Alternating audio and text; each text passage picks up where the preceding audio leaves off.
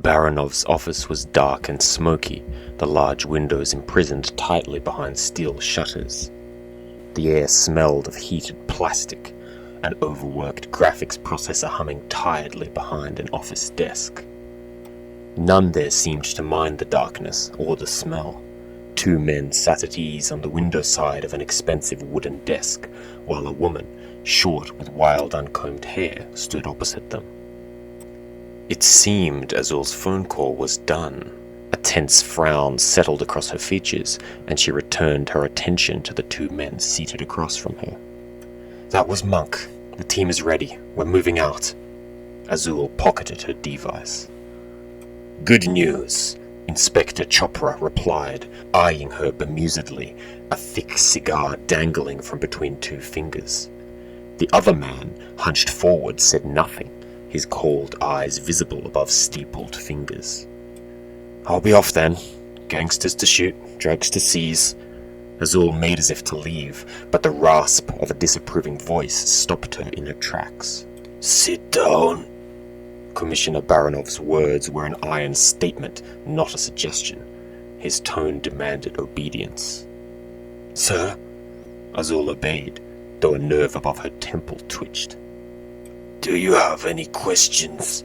Are the mission parameters clear?" Baranov's accent and chem-scarred throat made even a query as simple as that sound ominous. Well, to be honest, yes, I have a few." "Wrong!" Baranov cut her off, an irate twist of his upper lip punctuating his retort. "An officer in your position should understand that everything you need to know has already been provided to you." "Then why even ask, you vicious prick?"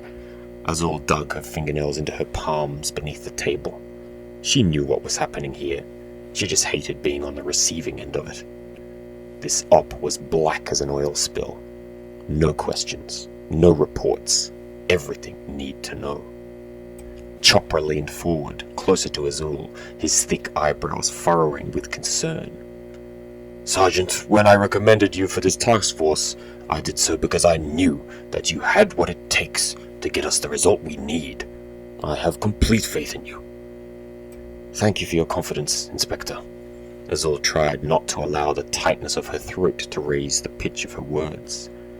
I just don't understand why we aren't rushing the stash house with 30 badges and attack team. Go scorched earth. We have the manpower. Why play it so small?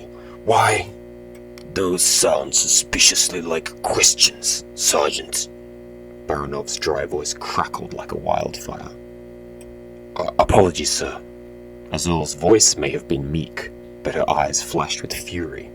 Chopra, noticing the wave cresting within his subordinate, raised his palms above the table, a reassuring smile on his face. "Come on now, Commissioner. We've both been where the sergeant now sits, receiving orders that don't make sense, orders that could send us into the path of a bullet. I don't think a little clarity would go entirely astray." Azul glanced towards the mustached Indian man, surprised and grateful. Baranov, however, sighed, tapping his fingertips against the wooden surface of the table. He did not, however, object to Chopra's words. "Think carefully about what you ask," was the message in his sky-blue eyes. "Thank you, sir." The sergeant leapt at the chance, knowing she would not have another. "Why only 6 of us?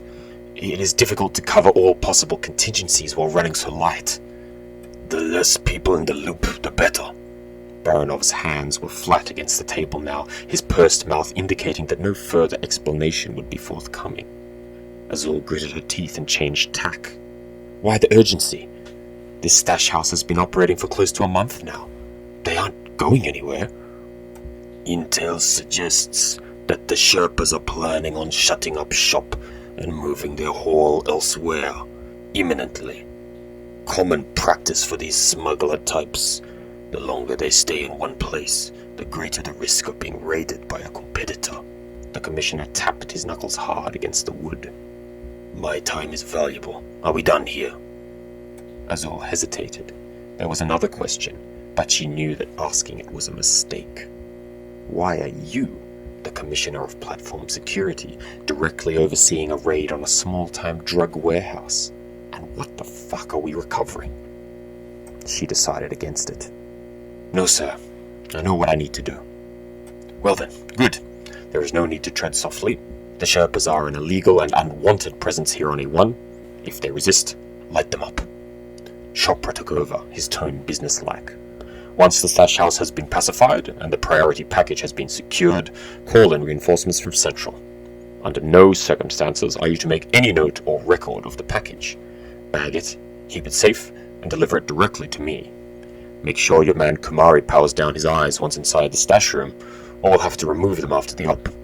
No vids, no pictures, no scans. Got it? Understood, sir. Azul's curiosity was piqued, theories itching at the back of her mind as to just what the package was, but she knew that she had already pushed her luck as far as it was likely to go. You will get this done. Failure is not an option. Baranov waved a hand towards the door. Now go. Azul stood, snapping a stiff salute towards the commissioner, and a slightly looser one at the inspector. Good luck, Azul. Chopra grinned ruefully, chomping at his cigar. She nodded and left the room, the door clicking shut behind her. The Indian man's smile faded, his expression now businesslike. This isn't going to go well, sir. He puffed out a jet of smoke, forcing Baranov to squint as it tickled his eyes. I don't care, so long as she gets the package and delivers it to you. The commissioner resumed tapping at the table, his thoughts preoccupied. Azul's team has a guardian angel. There is no need for undue worry. Chopra lowered his voice unnecessarily. Baranov's chambers were twice daily scanned for electronic listeners. Guardian angel, my ass. They're vultures, circling in for when we fail. There is always Steelsmith's SID, sir. Give the word and I'll pull Azul off the stash house. Chopra's tone was wheedling and suggestive, forcing Baranov to frown, the idea abhorrent. SID, he sneered. They're about as watertight as a refugee boat, Chopra. Do you think I'd trust Steelsmith with something that I'm keeping even you in the dark about? If even one of his detectives has ties to Sathi or the other corpos. The Russian commissioner realized that he had almost said too much, so he shook his head, dismissing Chopra's notion entirely. The plan is in motion. Have 2 squads on standby, ready to swoop in once Azul has secured the package. Make it look good. A search and seizure gone bloody. No Sherpas left alive. And make sure the sergeant's squad is scooped up and locked in a debriefing room before they can talk to anyone. Am I clear? Crystal clear. Chopra snuffed his cigar in an empty ashtray. After I retrieve the package, wouldn't it be better if... Chopra mimed a gunshot to the underside of his jaw with 2 fingers. Baranov smiled grimly. Not if it can be avoided. Pack has her eyes on me, and this mission. Dead badges cause headaches. Do nothing that would raise those perfect eyebrows of hers. Chopra nodded, his jaw set and grim. The inspector offered Baranov a cigar before lighting another of his own, and the 2 men stared at the rotating image of the surveillance drone's feed on an overhead screen.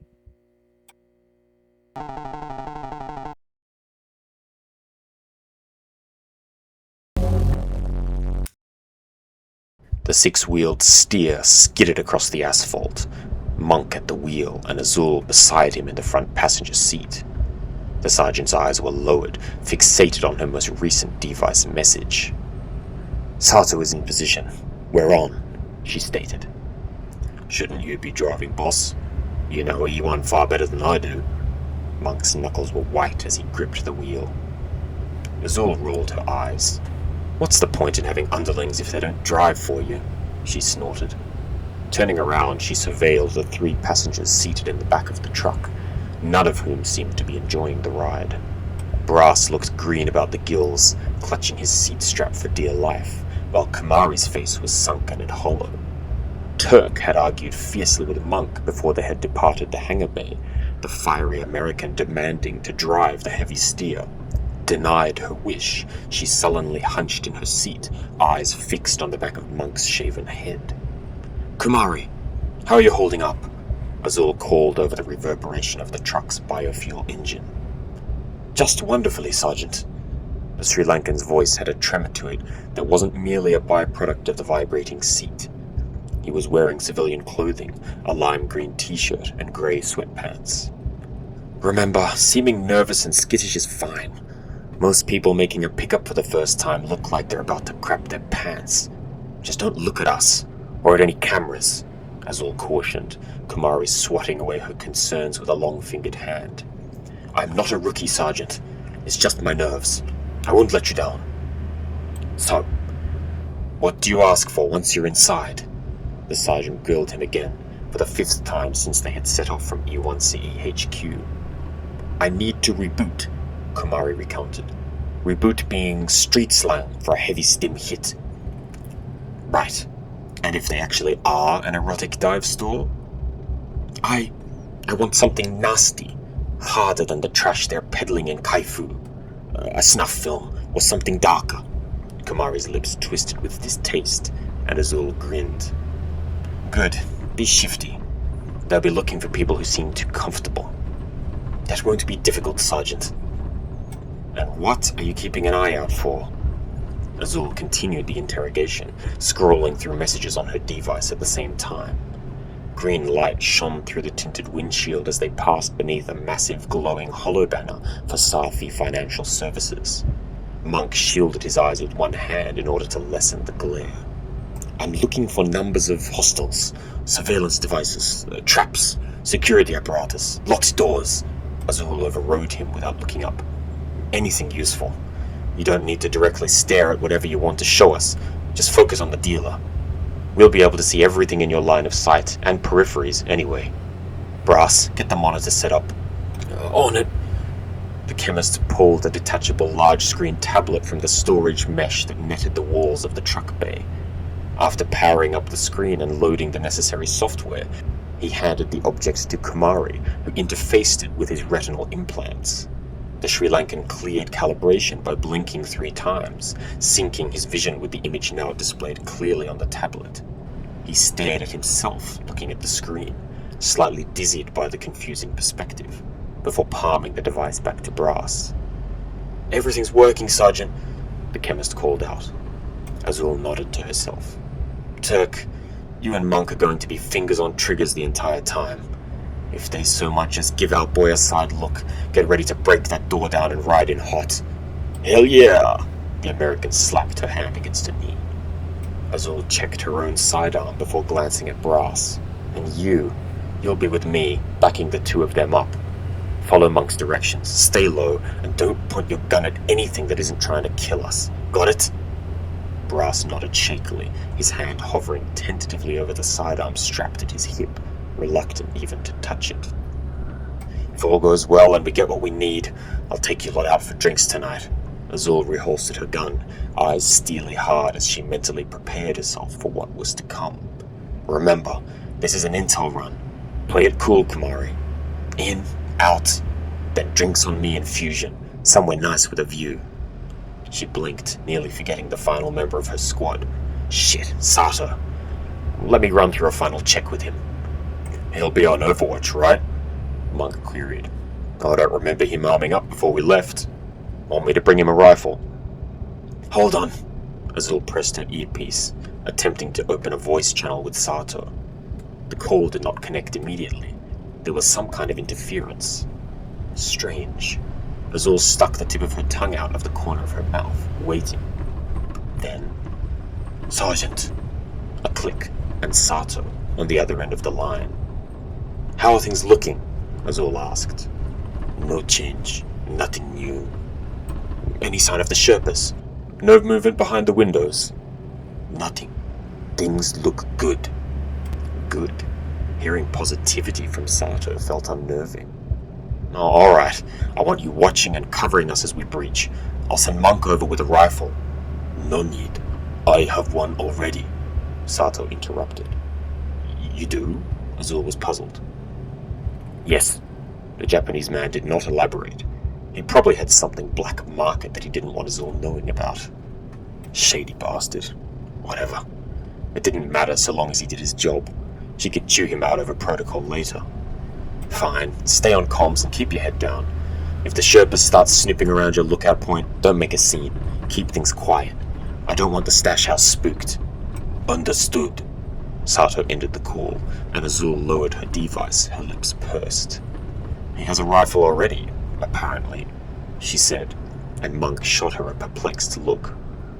I saw him when he left HQ, and he was unarmed. I suppose he could have had a sidearm under that jacket, but a rifle?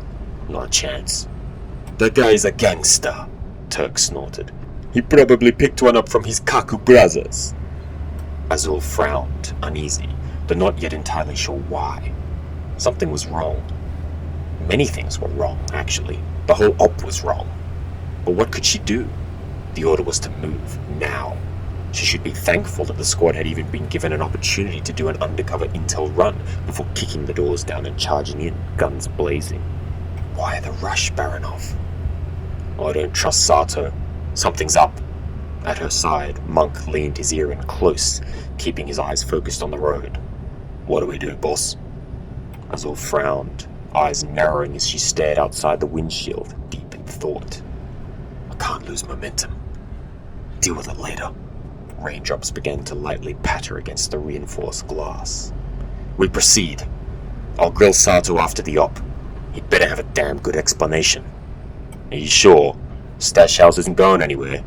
If Sato isn't solid, he has to be. We don't have time on our side. Azul grimaced, remembering her earlier meeting with the commissioner.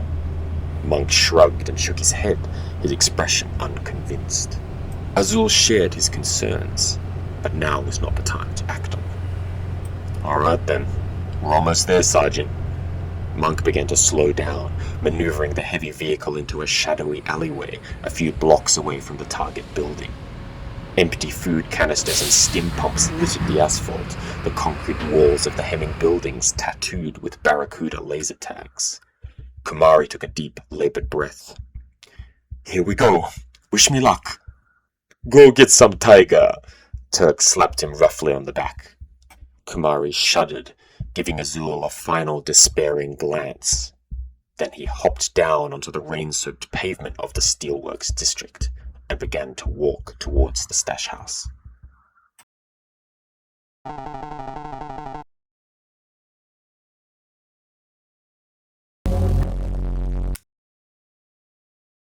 The sun was nearly invisible, held behind a mesh of cloud and smog.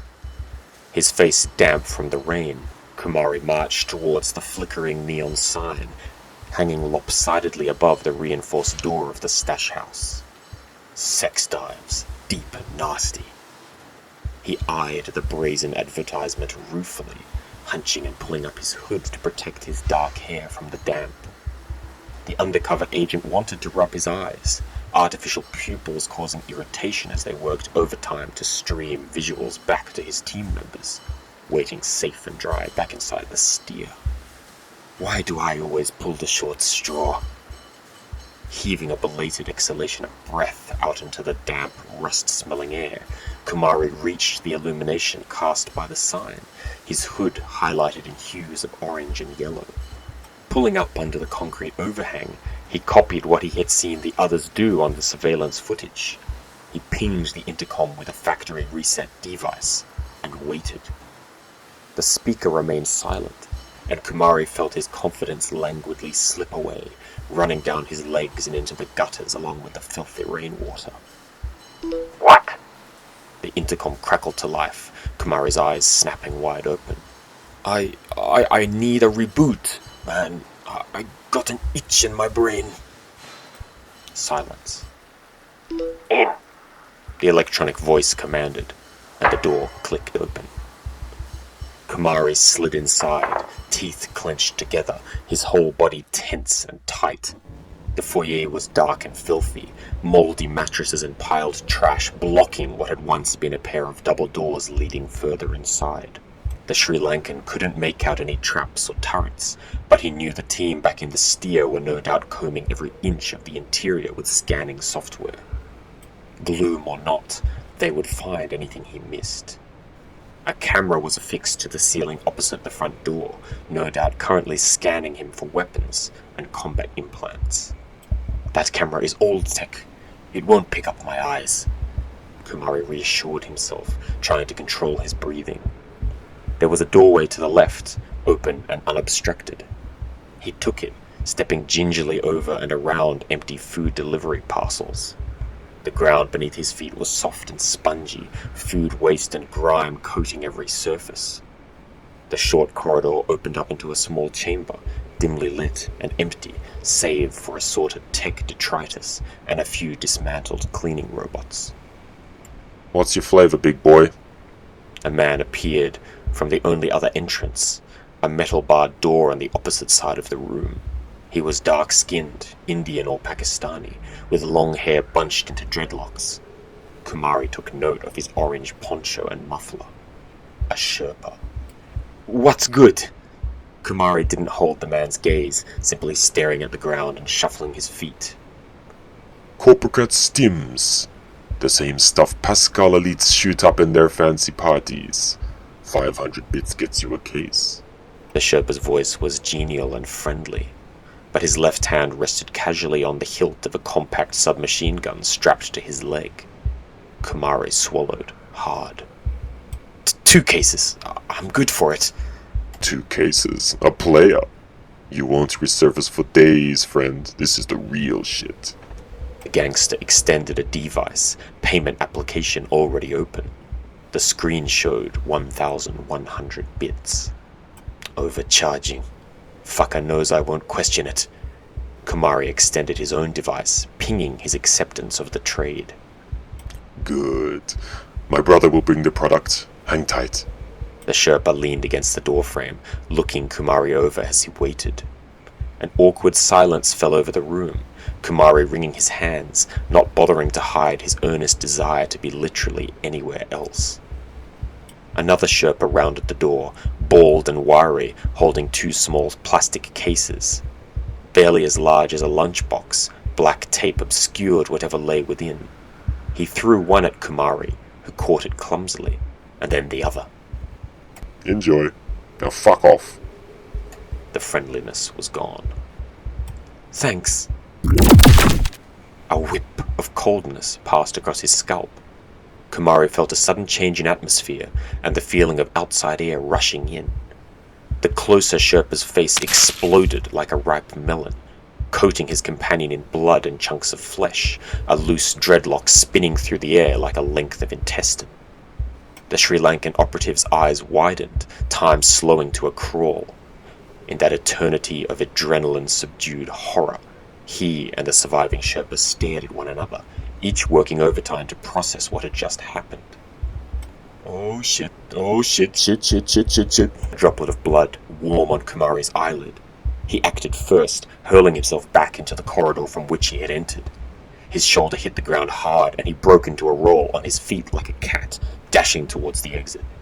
From over his shoulder he heard a scream of shock and grief, and the indignant sputter of submachine fire. Bullets tore through desiccated drywall, forcing Kumari to drop to his hands and knees, scuttling like a crab towards the exit. "I just need to hold out. The others are coming. Few more seconds. They'll have heard the gunfire. Just a moment more. He skidded into the atrium and leapt at the door, tugging hard on the handle, but it was locked.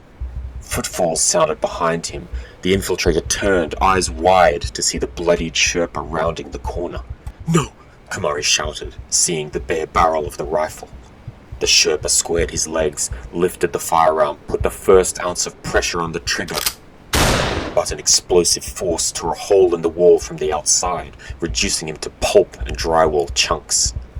Sunlight streamed in from the rainy street, and a voice assailed Kumari from beyond. "Kumari, status!" Monk. "I told you shotguns." Turk. Kumari could have laughed with joy, but his teeth were chattering like a pneumatic drill. There was another blast of concussive force, followed by a third. Monk had destroyed the upper and lower hinges of the security door. The ex-soldier kicked it inwards, forcing Kumari to scramble out of the way. What the fuck? Why the fuck did you open fire on them?" He shouted at his squad mates, his entire body trembling with latent adrenaline. Without replying, Monk raised his pistol and took out the camera in a single precise shot, no movement wasted.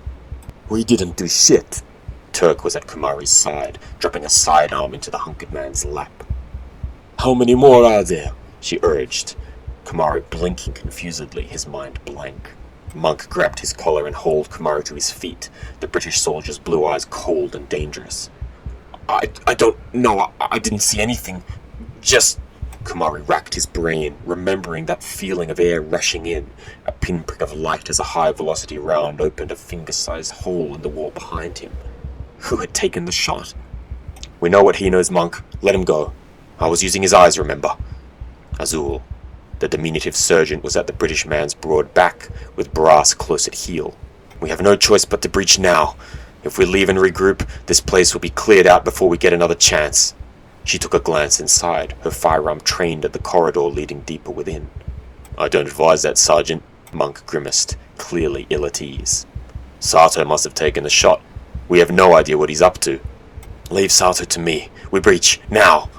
Azul was resolute, gesturing for Turk to take point. The American flipped open a sensor affixed to the side rail of her firearm, a heartbeat and tech activity monitor. Eyes fixed to the small screen, she took the lead, her stance low. Monk scratched his shaven scalp angrily, in opposition to the current plan, but also unwilling to go against his superior's orders. He moved in behind Turk, covering her as the American stealthily moved deeper inside the building. The dim corridor was illuminated by feeble sunlight poking through the shotgun hole in the wall. Azul, not far behind Monk and Turk, pressed her earpiece and attempted to open a voice channel with Sato. The line was immediately rejected. "What the fuck are you doing, asshole?" she wanted to scream. What the absent man had done was clearly working towards an unknown objective. Was it sabotage? Why shoot at the Sherpas then, and not Kumari? And to further muddy the waters, how had he even managed such a shot? Doming a gangster from half a street away, through 2 walls, without access to Kumari's eye feed? Such a shot was impossible without a military-grade rifle. Why did he have one? What was going on? An icy tremor passed across her shoulders. A cog in the workings was dangerously awry. "Contact!" Turk called out, a bare millisecond before opening fire with her shotgun, the blast lighting up the gloom of the hallway. Another chunk of drywall was torn away, revealing a larger, well-lit room and the body of a Sherpa, still spinning from the explosive impact of the shell. "Get down!" Azul forced Brass's head to the floor, the chemist's eyes white with panic. He was barely fast enough. A flurry of automatic fire erupted from the newly breached room, bullets whizzing so close to the sergeant's back and shoulders that she could feel their white-hot trajectories against the hairs of her neck. Turk was firing indiscriminately in the direction of the attack, her crazed expression highlighted by the muzzle flares of her shotgun. Azul raised her own weapon to return fire at the unseen assailants, but was forced flat on her belly by an explosion that shook the entire building. Monk had deployed a pierce mine. The clawed device, after having been affixed to the wall, had burrowed straight through and launched itself into the empty space beyond, exploding shortly thereafter. Screams of shock and agony sounded out from the Sherpas within, dust and drywall powder spilling out onto the task force operatives from the various holes in the wall. "Dazzler, eyes and ears!" Monk yelled, and Azul immediately clenched her eyes shut and buried her head between her arms, curled into a fetal position. There was no time to make sure that Brass had followed suit, as a deafening bang thrust needles of pain into her ears, the sheer brightness of the grenade lighting up the insides of her eyelids. Everything was blinding chaos. Azul's ears rang, and she couldn't tell if her eyes were open or shut. Above the high-pitched buzz of her vibrating eardrums, she could just make out ordered bursts of rifle fire. Monk. His shots were precise and measured, tight clusters of rounds, no doubt finding their marks as the dazed and confused Sherpas writhed on the floor, blind and deaf. 3 bursts. 4. 5. Silence. Was it over? "Dirk, check your sensor." It was Monk. There was a cough, and Azul could just make out the American woman, covered in plaster dust, emerging from her hunkered position beneath the hole in the wall. She wiped grime from her heartbeat monitor, checking it for hostiles. "No," she coughed. "No contacts on the sensor, boss." Azul felt Monk's calloused hand underneath her arm, the ex-soldier assisting in hauling the smaller woman to her feet. She patted his shoulder in thanks, using her other hand to push her sweaty fringe out of her eyes. "Everyone here!" she panted. A chorus of voices replied, each revealing different emotional states and levels of distress. "Oh boy, I'm fucking shaking!" Turk. "Is it over? Can I stand up?" Brass. "I'm fine." Kumari. "All clear, Sergeant." Monk. Azul breathed out a long-held breath.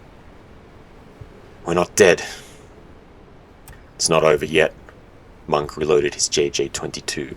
Azul felt her hands trembling slightly with adrenaline, but the British operative's own were dead still. His eyes found Azul's, blue, hard, and alert. "Gotta make the call. Keep pushing or get out of here. This is Barracuda territory. If they didn't know about this place before, they sure as hell do now." Azul scowled, blinking sweat out of one eye, thinking hard. She wanted nothing more than to retreat and leave the cleanup to the street badgers. Sato had gone rogue, bodies were everywhere, and likely the local gang was moving in, unseen. But Chopra had given her a priority, the package. She needed to find it before reinforcements, or Barracuda, arrived. Azul clapped her hands, clearing them of dust. "Kumari, call in backup." She smoothed her rumpled uniform and exhaled, heart still thumping painfully in her chest. "We'll sweep the building and put down any stragglers. We aren't dead or injured, so the mission still stands." "Yes, Sergeant." The Sri Lankan pulled out his device. "Monk, take point. Brass, eyes open." Azul raised her weapon, gesturing with it. The soldier nodded, shouldering his rifle and pushing forward into the newly breached room, peering through a red dot sight and using its thermal imaging overlay to penetrate the dust still hanging thick in the air. Turk covered him from behind, the muzzle of her shotgun sweeping towards the dark corners of the room. The other three operatives followed at a safe distance, the Sri Lankan taking the rear. They moved as one, silent and tense, hearts pounding in every chest. They passed through the room where Kumari had met with the gangsters, silent and still.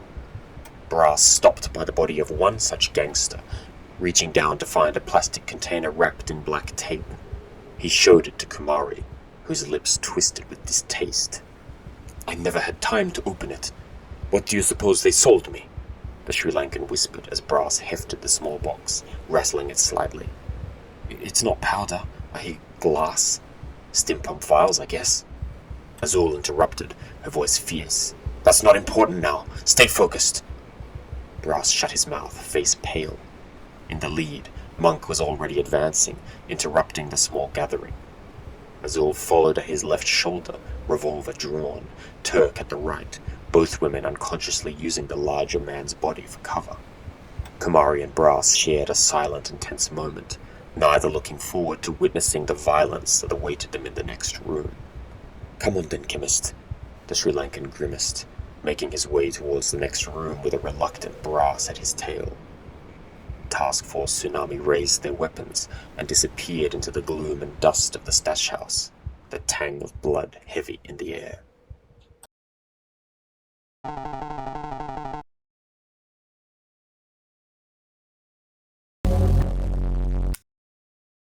The barrel of Monk's rifle swept through the dust and quiet of the breached main quarters, darting back and forth in the gloom as the soldier scanned for any still-breathing hostiles.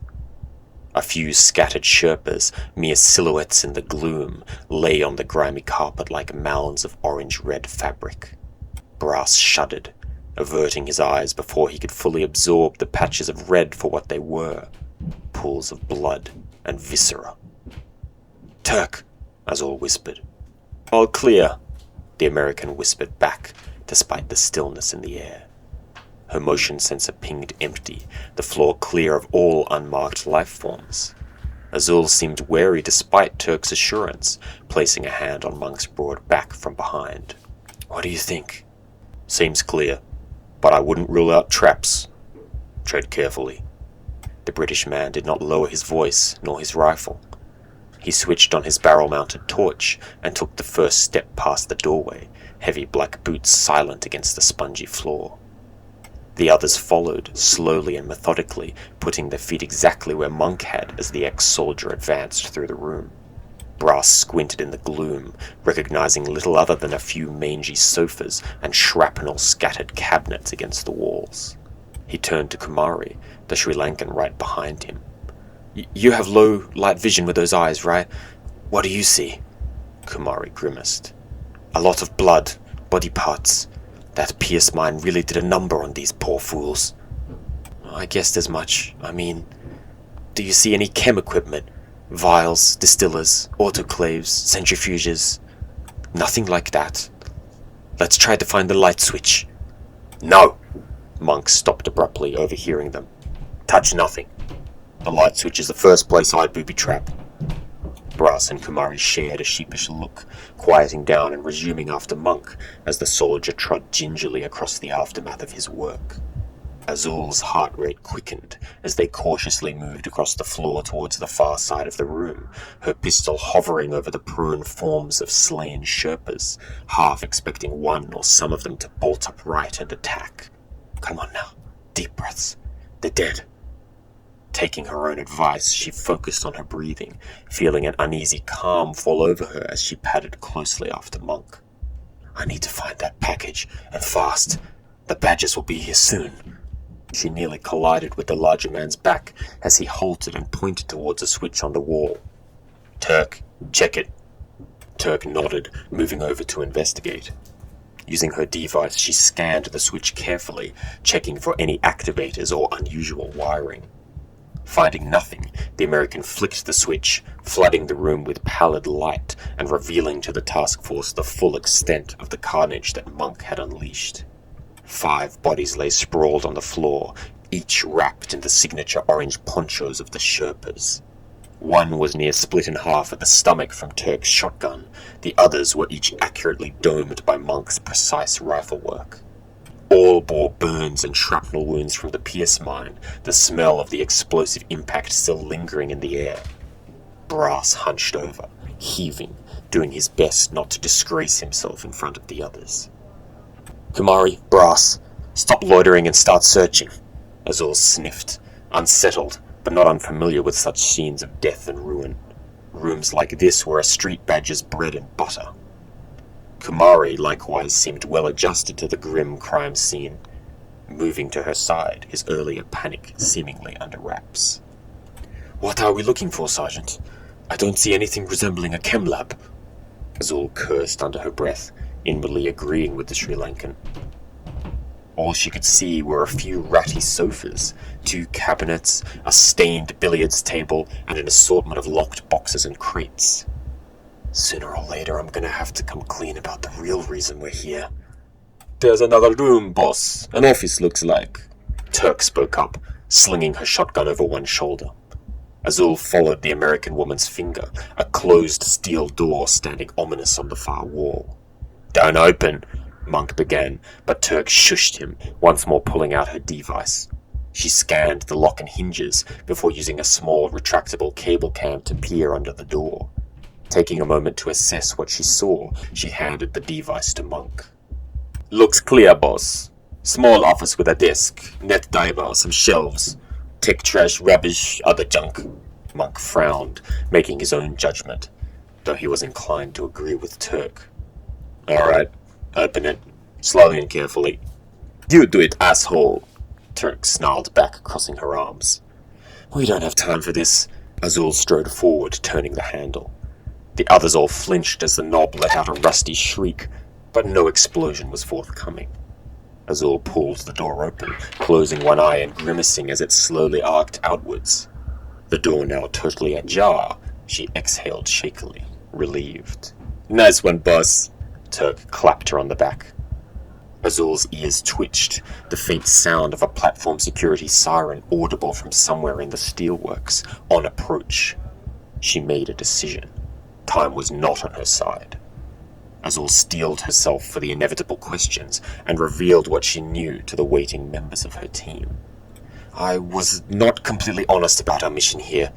I hoped I wouldn't need to even bring you lot in, but seeing as we're about to be joined by our friends and peers from E1CE, listen closely. This isn't about drugs. We're looking for a piece of tech. It's PT make, new and proprietary. Don't examine it or try to activate it. Just find it and give it to me. And Kumari, turn off your eye cams. Silence. What? Brass broke it, blinking like a landed fish. I thought we were here for stims. I did too, until my meeting with the commissioner earlier today. Turns out we're just his deliverymen, recovering stolen corporate tech. Azul gestured towards the newly opened office, impatience plain upon her features. I'll tell you everything I know later. Now isn't the time. Monk, Brass, search the office. Kumari, Turk, and I will check the cabinets and lock boxes in the main room. Get to it. You should have told us, boss. Monk's voice was low, his sense of betrayal like that of a loyal mutt kicked by its master. Azul felt a twinge of shame, which she covered up by frowning and pointing into the office sternly. The task force members, murmuring with discontent, proceeded with their tasks. Azul drew her device, scanning each lockbox carefully, Kumari using a lock-picking device to unlock each one after it was cleared as safe. Turk used the butt of her shotgun to clear detritus from the shelves of the cabinets, mouldy fast food wrappers and desiccated styrofoam cups falling to the carpet in waves of filth. Inside the office, Brass and Monk worked side by side, carefully going through the odds and ends cluttering the surface of the desk. Various pieces of tech were strewn across the metallic surface, in various states of repair and disassembly. At the center of the desk was a closed personal net diver, with an upturned mug resting on its closed lid. Look, a signal cage. The chemist pointed to a box-like device sitting next to the personal computer. We'd have to store our devices and divers in them, back when I worked in Tiedemann. No signals, in or out. Whatever Azul wants is probably in there. I'd say so. Scan it, and extract whatever's inside. Monk was holding up a digiscrew, questions clearly milling behind his eyes. Brass, too, felt his curiosity piqued. This is no chem lab, if that wasn't obvious enough, he commented. Looks like they were disassembling something. Maybe trying to backwards engineer whatever they stole from PT. I think you're right, but you heard the boss. Don't ask too many questions. Let's just get this job over and done with. The soldier's reply was curt and dismissive. Sure. Brass was disappointed, but on the other hand was in no hurry to draw the ire of one of the big four by poking his nose into matters that did not concern him. He scanned the signal cage, which was not connected to any outside networks, nor sabotaged in any way. It's clear. There's a hard line to the diver on the desk, but nothing suspicious. Alright, well done. Don't touch the diver. The evidence team will take care of it, Monk replied. Azul, checking on the two of them, poked her head around the doorframe. Got anything? Brass nodded, unplugging the signal cage from its housing, and passed the shoebox-sized object to the sergeant. She hefted it before opening the device and peering inside. Her eyes widened, heart skipping a beat. Okay, boys and girls, we have what we came for. Time to go. She could barely keep the relief out of her voice. Her eyes positively shone with elation. Turk and Kumari ceased their searches, moving over to their commanding officer's side. I believe you owe us drinks, boss. Turk wiped the butt of her shotgun clean of grime, while Kumari rubbed his tired eyes, leaning against a wall. That I do. Brass, Monk, get moving. We have a delivery to make. Are you sure we should leave this diver, Sergeant? Brass took a final look at the office. The Sherpas were scanning the stolen tech. Whatever they found is probably stored on the hard drive. Without waiting for an answer, he pushed the upturned mug off the lid of the closed computer, the ceramic object falling to the table on its side. Oh shit, Monk exclaimed, breathless, as an already primed grenade slid out of the mouth of the mug and made contact with the floor.